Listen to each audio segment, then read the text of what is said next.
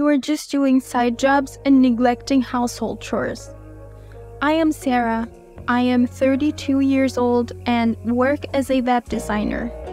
My husband, Michael, my mother-in-law, Jane, and I live in Michael's family home. Before getting married, I worked as a company employee.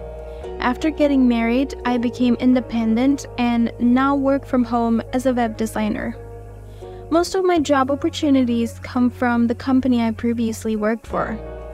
They are my valued customers who appreciate my design work.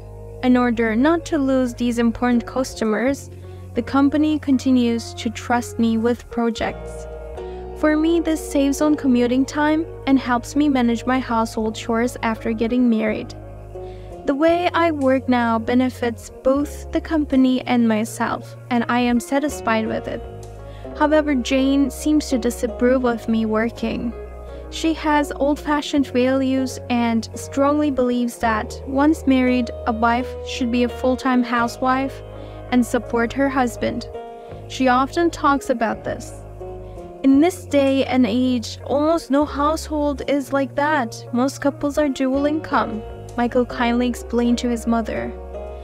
If we're living on your salary, you at least need to handle the household chores properly. Jane seems not easily convinced. Even if you say it's a side job, it doesn't bring much income, right? Jane doesn't understand my job and always refers to it as a side job. For me, I believe I manage my household chores properly while working. However, it seems she is dissatisfied with how I work, which is different from her ideal of a full-time housewife. To Jane, who cherished her only son, I might appear as the unpleasant woman who took her precious son away.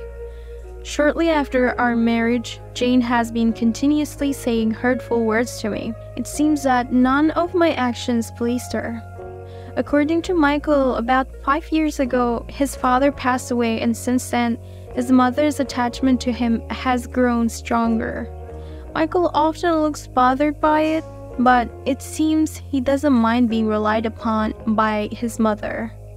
The house we live in is located in a residential area and was purchased by his father about 30 years ago. The remaining mortgage was paid off with his father's life insurance and is now in his mother's name. It has an adequate number of rooms for the three of us, and I also have a room I can use for work, which is very helpful.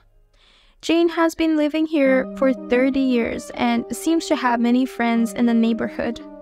They often come over to visit. Whenever one of Jane's friends come over, I have to interrupt my work to prepare tea and snacks. Women of the same age as Jane from the neighborhood gather, and a session of gossip about their families and complaints about their daughters-in-law begins. My daughter-in-law finds some excuse to go back to her parents' house, and she's not here for half the year. My daughter-in-law spends money so recklessly, I feel so sorry for my son. At one point, we even had debt collectors coming over. It was a real mess. In my workspace, as I overheard such conversations, I felt increasingly disheartened. Jane's friends seemed to be competing to see which of their daughters-in-law had the most issues. They never had anything positive to say about their own daughters-in-law. The daughter-in-law here is amazing. She manages to do her job properly while also handling housework.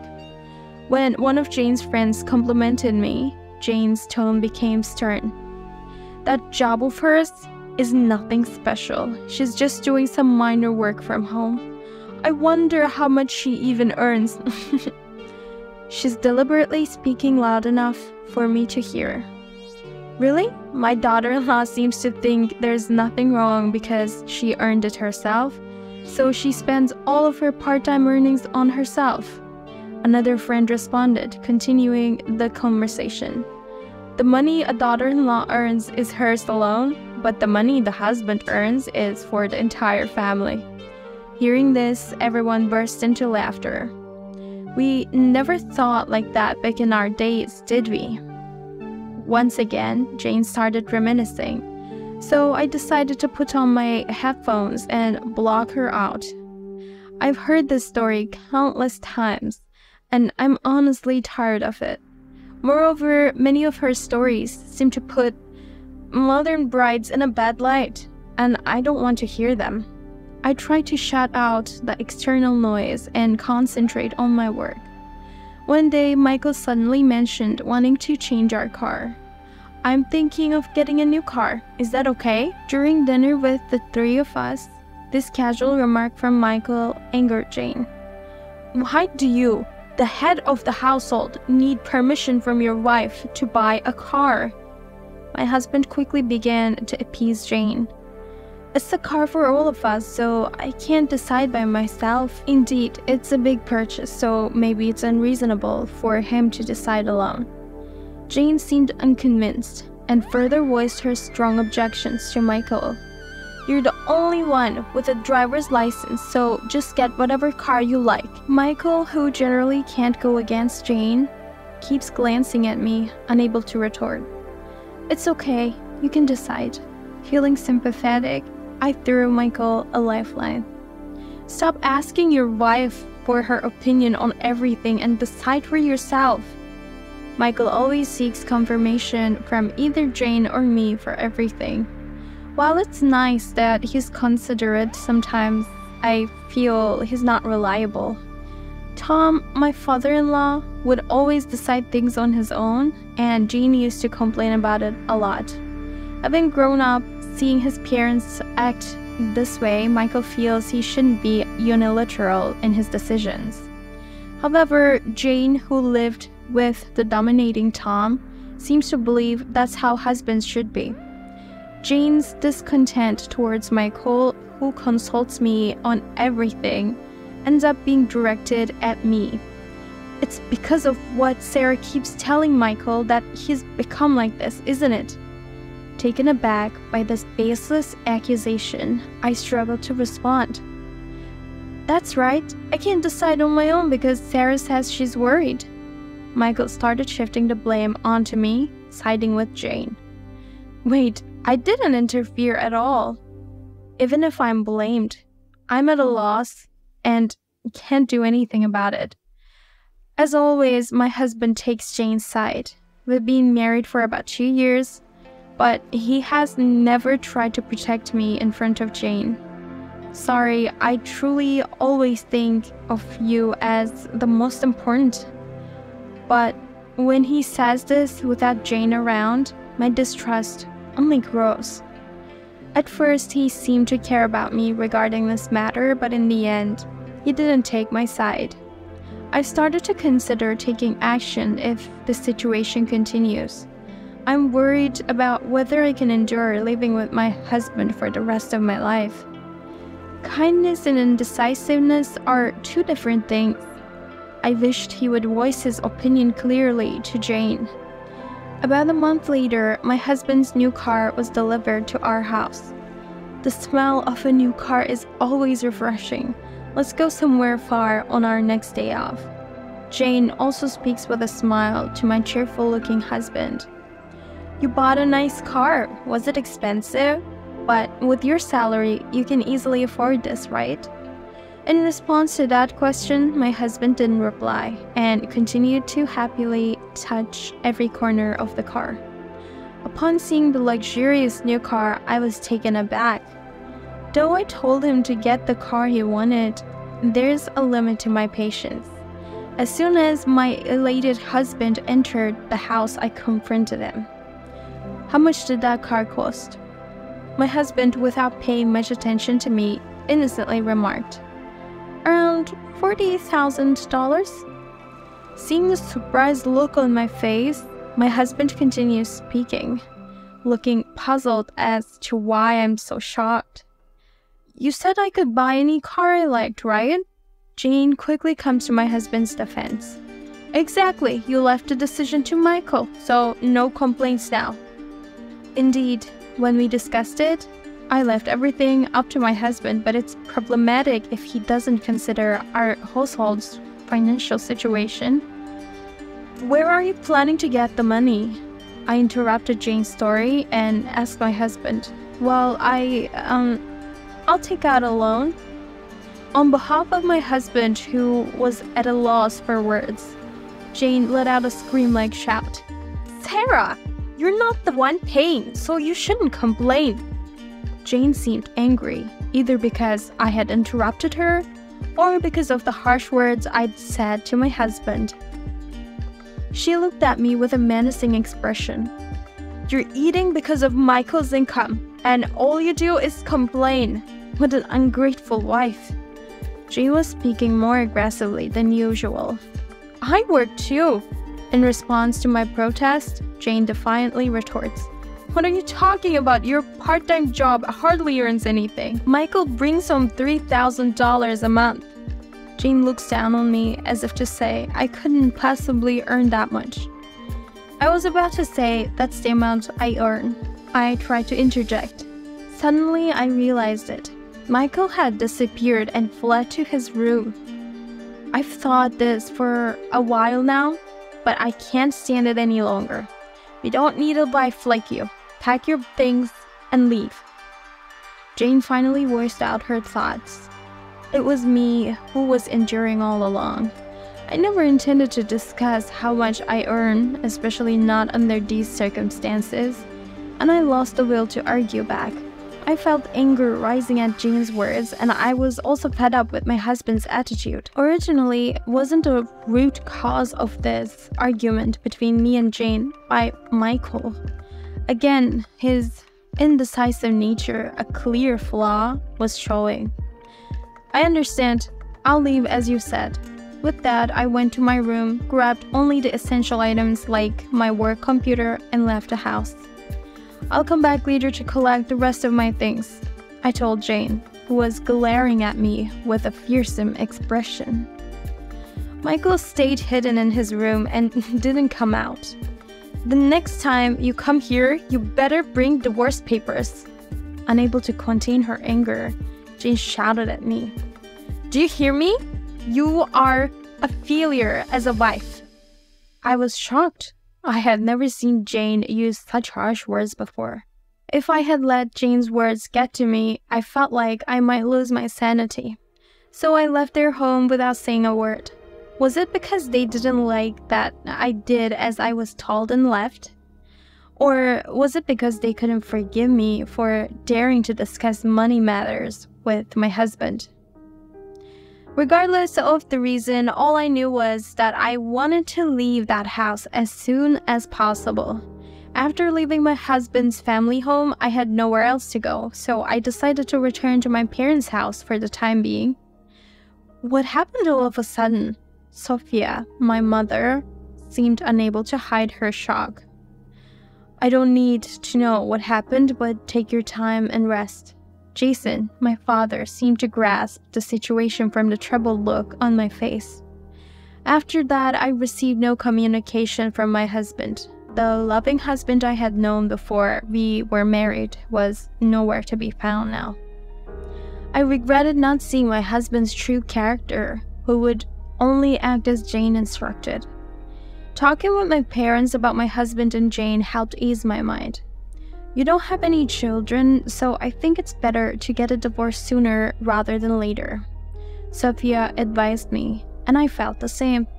I have a supportive work environment, so I won't face any difficulties in my day-to-day life. Over the weekend, with my father's help, I moved all my belongings from Jane's house. My husband was nowhere to be seen, and Jane didn't even attempt to come out of her room. I stood in front of my husband's room and spoke to him. "Thank you for everything up to now. Can you fill out the divorce papers?" I slipped the divorce papers through a gap in the door into my husband's room. "I filled out the divorce papers. Is this okay now?" With a disgruntled tone in his voice, the divorce papers were returned through the gap under the door. Realizing that our marriage had ended in such a manner, a wave of sadness washed over me. I didn't want to speak to Jane, so I left her house immediately.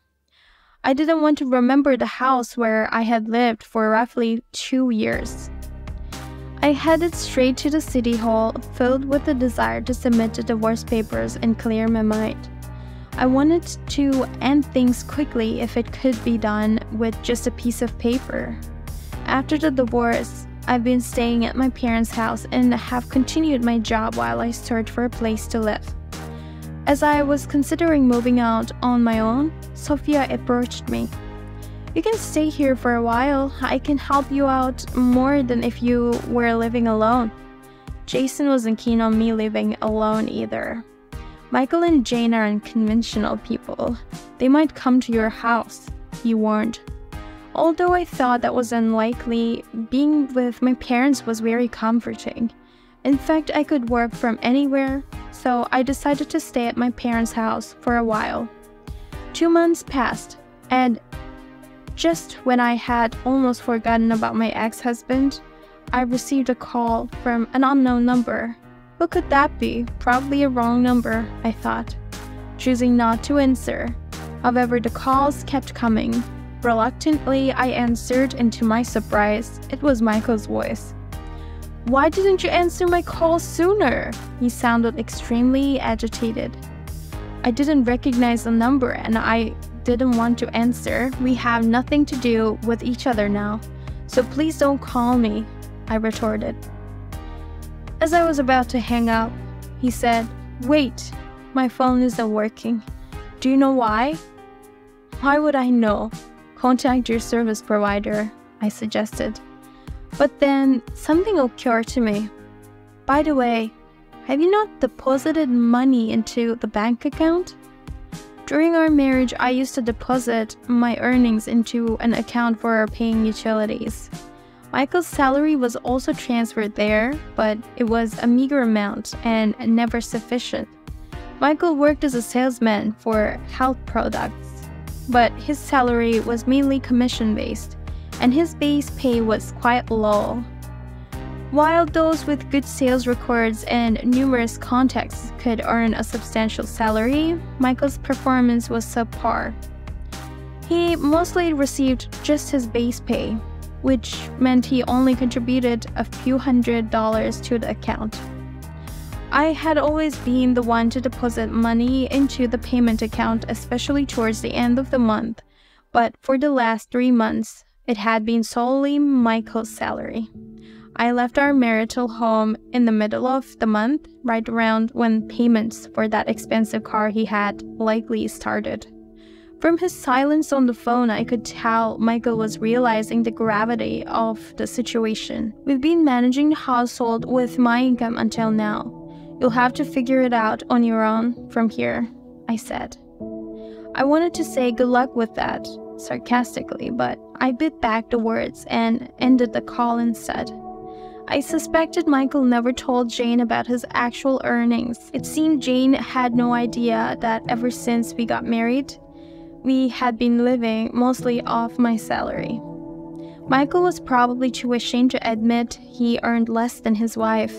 I've heard that essential utilities like electricity and water can't be immediately cut off. The first thing that can be disconnected, I learned, is the mobile phone.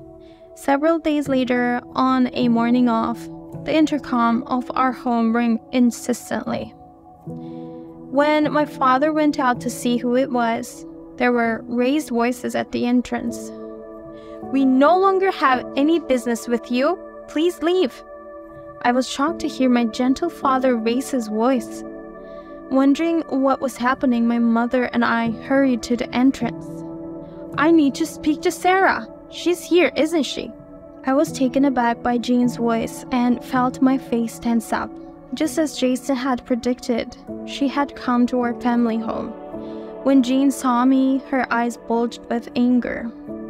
"Because you didn't deposit money into the account, both our electricity and water have been cut off."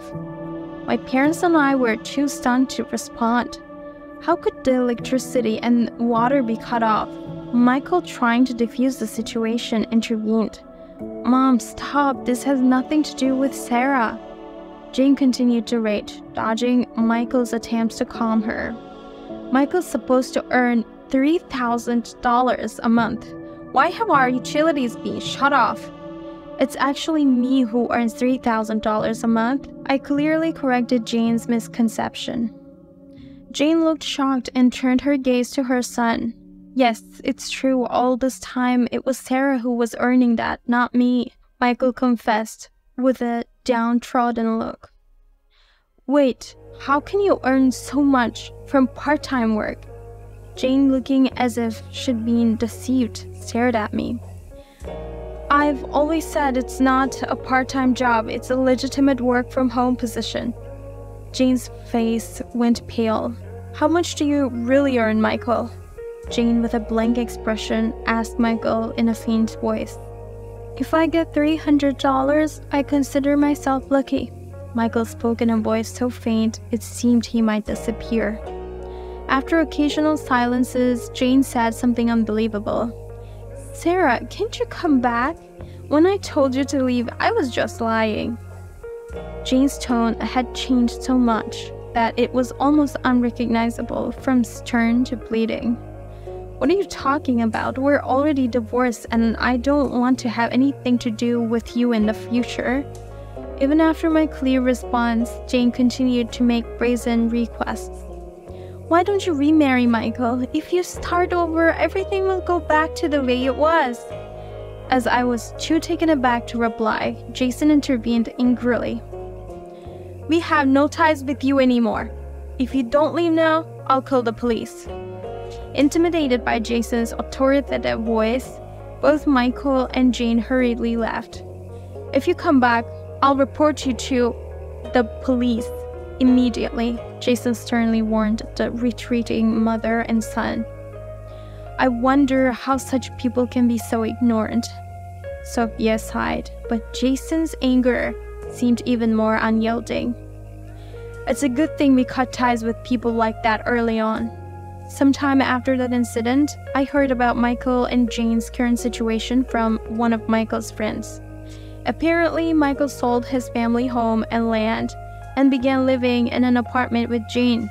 By selling the home and land, he was able to repay his debts. However, instead of working hard with the money left over, Michael squandered it all on gambling.